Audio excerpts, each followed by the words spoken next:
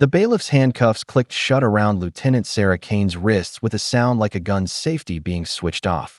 The courtroom murmured, some in shock, others in smug satisfaction.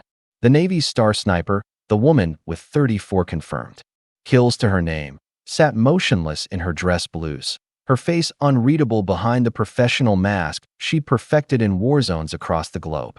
"Your Honor," the prosecutor said, adjusting his tie with a flourish.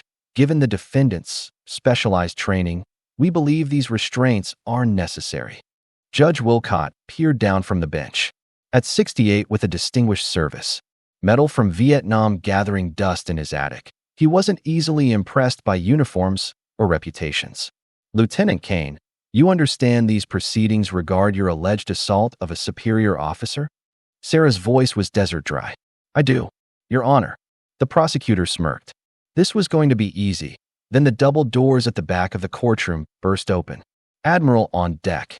Every sailor in the room, and there were many, snapped to attention so fast the air cracked. The prosecutor whirled around to see four-star Admiral James Thorne storming down the aisle like a hurricane wearing dress whites. His medals clinked like wind chimes in a storm, but it was the look in his eyes that made the prosecutor's bladder threaten to betray him. The judge's gavel hovered. "Mid-strike. Admiral Thorne, this is..." Thorne didn't even glance at the bench. He walked straight to Sarah, reached into his pocket, and produced a small key.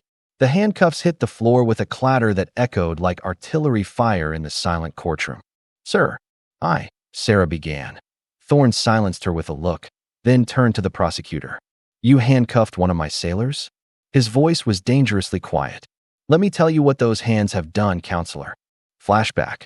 Mosul, 2017. The rooftop smelled of cordite and blood. Sarah lay prone, her cheek welded to the stock of her 13 Malawian kwaches, watching through her scope as the ISIS convoy rolled toward the schoolhouse. "Command, be advised," she whispered into her radio. 20+ hostiles, mixed weapons. Over. The voice in her earpiece crackled. "Abort, Angel. No ROE clearance." Through her scope, she saw the first terrorist drag a sobbing girl from the building. The child couldn't have been more than 8, same age as Sarah's kid sister when the shot rang out before she'd consciously decided to take it. The terrorist dropped. Then the second. The third. By the time the QRF arrived, 14 terrorists lay dead, and one little girl stood shaking but alive in the courtyard. Present. Courtroom. "And that's just one mission," Thorne finished.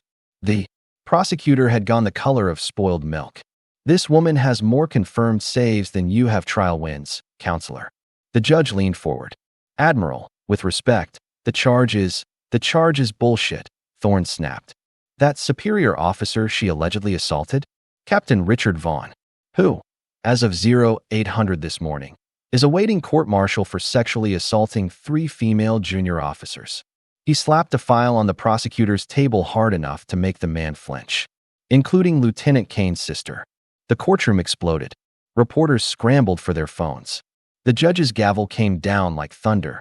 Through it all, Sarah sat perfectly still, until Thorne turned to her and did something no one in that room had ever seen.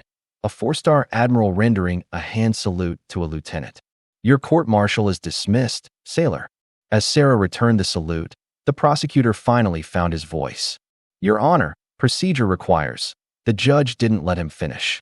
"Get out of my courtroom." Epilogue. 3 months later, the Navy Times headline said it all. First female SEAL sniper receives Navy Cross. At the ceremony, Admiral Thorne leaned down to pin the medal on Sarah's chest.